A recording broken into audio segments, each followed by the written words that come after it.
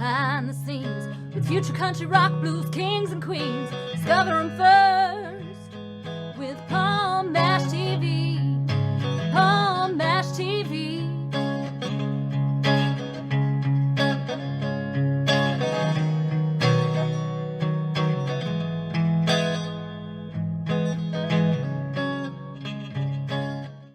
Well, hello everybody, it's Paul Mash TV time again. Thank you so much for joining us. We got a great interview coming up for you again in just a moment, but don't forget about the subscribe and bell buttons below you there here on YouTube. And you're always going to get the latest interviews whenever available. And leave a comment on the comment section if you'd like. And also check out the description part of this interview. It's going to show you contact info, and we'll have contact info again at the closing credits at the end of the show, so stay tuned for that. From Henry, Tennessee today, we have Rick Revel. Pretty awesome artist, and I think you're going to really love his story. And we'll get to that in 1 second because it starts right now. Okay, here we are with the interview, and with us from Henry, Tennessee, we have Rick Revel. Thanks for joining us, Rick. Yes, sir. Good to be here. Yeah, we're glad to have you here today.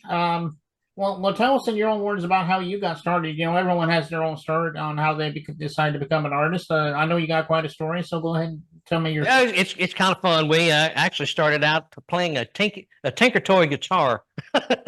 When I was little, I always admired those that played guitars, and so I made a Tinker Toy guitar, ran around the house singing in a TV commercial about Kelly's Foods, and Mom and Dad thought it was quite hilarious, but when I was 10 years old, they decided to go ahead and get me a real guitar. And they got a real cheap hand-me-down guitar. We started with it, started taking a few lessons, and the people that I was taking lessons from said, you need to go to a place called the Little Opry. So I actually started going to a place called the Little Opry in Henry, Tennessee, and started playing on stage, and the bug bit deep. Began playing and played every Friday and Saturday night for a long time with a group called Uncle Bill and the Hillbillies. And that's how I got my start, playing with the band on a regular basis. And when I was about 13 years of age, I got my first paycheck. We went and played at an event and got paid, and it's like, oh, you get paid for this? Oh, this is pretty nice. And so I learned that, I could take my craft and try to earn some money with it. I made my first television appearance at age 15. Did that on the Carl Tipton show. Did it in Nashville, met some really interesting people. One of the particular shows I was on, I met a gentleman called Woody Paul. He was a fiddle player. A few years later, after meeting Woody, he played in a band that backed me up at we had like a showcase for record labels, and I played, and Woody was playing the fiddle. And that name may not mean much to you, but years later, he became part of a group called Riders in the Sky. And of course, Riders in the Sky did the theme music for Toy Story. So, and that's where the character in Toy Story, Woody, got his name, from Woody Paul. So I've met a lot of interesting people throughout the years and done a lot of crazy things. Made my first appearance on the Grand Ole Opry stage a few years back. Jimmy Snow, which was Hank Snow's son, he had me on his portion of the show, he and his wife Dottie, years ago.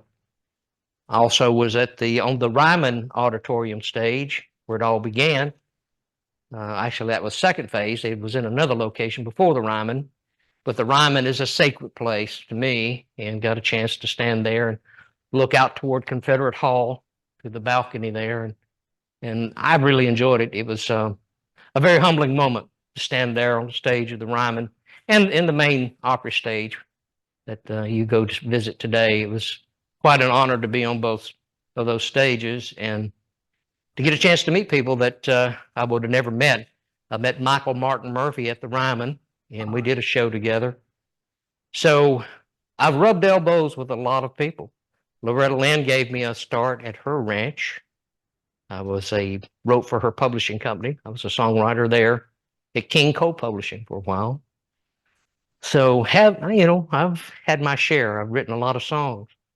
I've written over 1,500 songs. Some tell me that's a lot. I don't know.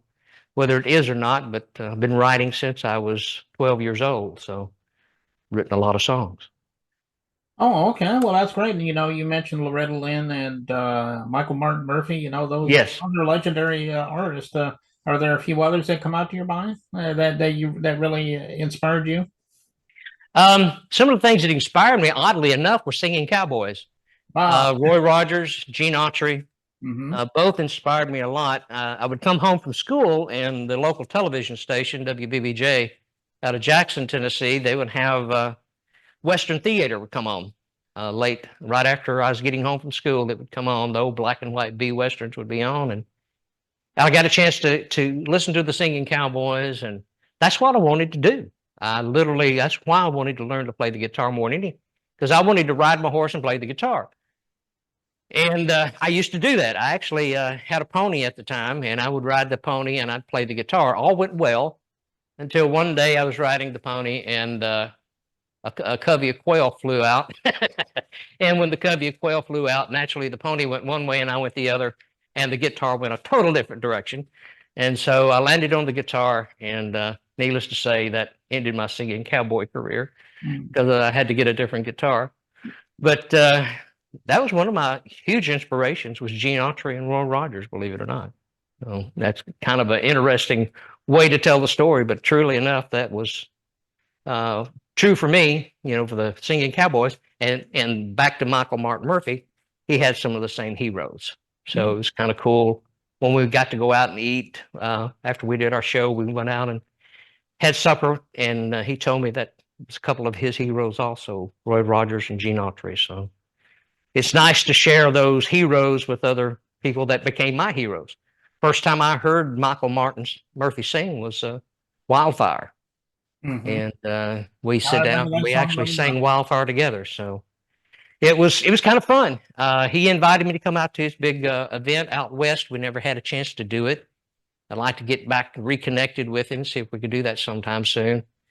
I do David Crockett. I do a lot of acting, and I was actually doing Crockett at Fanfare one year, and we'd done that at the Ryman, where we did a show together, and he had me to come to his booth, and we at his booth we were doing David Crockett, and he was singing the Crockett theme.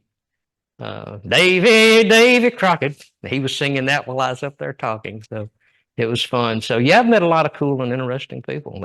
That's for sure. Yeah, those are some interesting ones, like you mentioned, the Roy Rogers and all that. They were Yep. definitely legends in their own time. Hmm. Um, well, tell us. I think we can find all your music on streaming, right? Can we also go to like an official website? I know you're on Facebook. Tell everybody how to do all that. Well, the best way to find me, of course, you can find me on Spotify and all the major streaming sources and platforms. YouTube, I have a YouTube channel called Rick Revel Mr. History, because of the very fact that I have a television show called History Highway. So you get bits and pieces of some of my TV shows there. My music videos are there. If as you listen to my music, you will see that what I did when I was age 15 and what I'm doing now, which I have been doing the recording industry over 50 years now. So this year of 2024 is my 50th year as a professional musician, I would call it, where I did my first recording session professionally in Nashville. Did that 50 years ago. So if you want to listen to some of the music, we have some of the old, some of the new on Spotify, on the YouTube and Rumble. We're on all the other platforms that you can stream. We're working on this new song, Hard Times in the Deep South, and you need to see that music video. If you haven't seen Hard Times in the Deep South yet, it's what we call a concept video. It actually plays out the entire story that we're talking about in the song. And it was like producing a movie. It took us 4 months to shoot this and produce it. So it's well worth your time to watch Hard Times in the Deep South. And you'll see what our new music sounds like. We sound nothing like we did when we was 15 years old, that's for sure.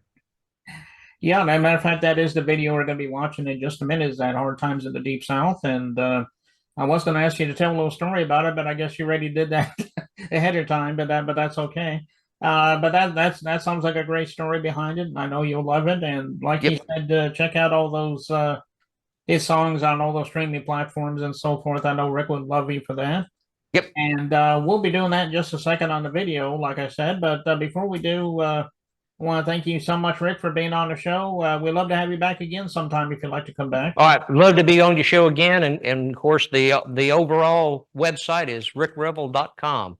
So just go to rickrevel.com if you want to book us for a show or have us come perform in your area. Love to do a live performance. If you have any of your TV, if you'd like us to appear on one of your television shows or radio shows, we'd love to do that when we're in your area. So feel free to invite us. Oh, I'm sorry, I didn't mean to interrupt you. I was just going to say you have all the concert dates and all that up there too, right? So that way, if they're in the area, they can check you out. Yep. Okay. Yeah, please do. Please check out our websites and our Facebook. We post something just about every day on Facebook because something constantly is going on. We've been very fortunate. A lot of these music videos that we've produced, they're all winning awards for some reason. We're very blessed. We're Christian, and we think the Lord is really blessing us. We're thankful for all the blessings He has given us because it's been an amazing ride the last year or so. Okay. Well, here's the video right now by Rick Revel, and it begins right now. I am sick and tired of you being gone all the time. You're gonna have to get a job closer to home. Now, honey, don't go fussing at me again. You know I don't like it when you do that. And another thing, if you're thinking about celebrating at some hole-in-the-wall honky-tonk, well, you already know how I feel about that. There's nothing wrong with me getting a cold one. I do it all the time when I'm back home.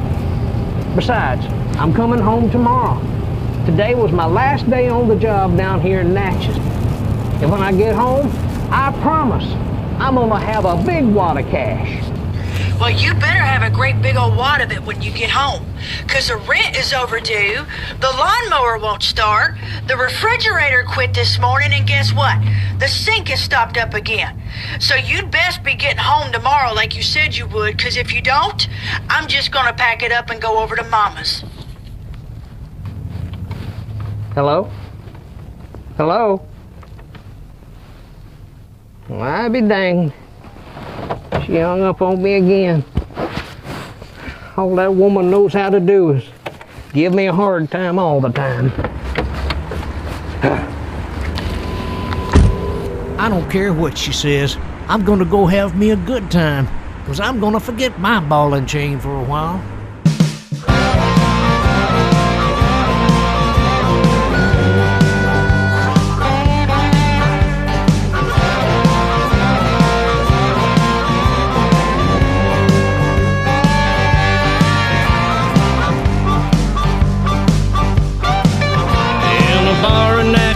Mississippi, an angry man just up and hit me. He said, my wife's been fooling around. I saw you kissing her downtown. I said, man, there's been a big mistake. I just got that kind of face. And when he swung at me again, Lord, I clocked him on his chin. And now I'm hearing hot times in the deep south. Didn't commit no crime at all. I'm doing hot times in the deep south. I'm tired of dragging that shackle bum, bum, bum, bum, bum. And when I finally got my day in court, I gave the judge my best retort. And when he shook his gavel at me, he said, there's someone you gotta see. That crippled man standing over there, he's my son, and boy, I swear, you're gonna pay for that black eye. For 90 days, I'm gonna make you cry. And now I'm doing hard times in the deep south. Didn't commit no crime at all.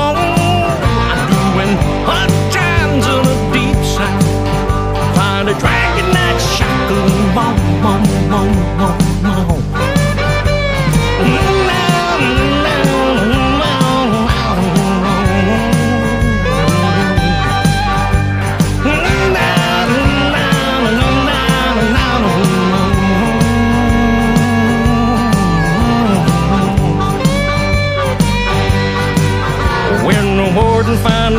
set me free. I headed home back to Tennessee. And when I walked into my house, my crazy wife, she kicked me out. She said, I found somebody new, and he's a better man than you. And now it looks like from this day on, this poor boy's got no home. Now I'm doing hard times in the deep south, and didn't commit no crime at all. I'm doing hard times in the deep south. I'm tired of dragging that shackle and I'm doing hard times in the deep south, and didn't commit no crime at all. I'm doing hard times in the deep south. I'm tired of dragging that shackle and I'm tired of dragging that shackle and bone.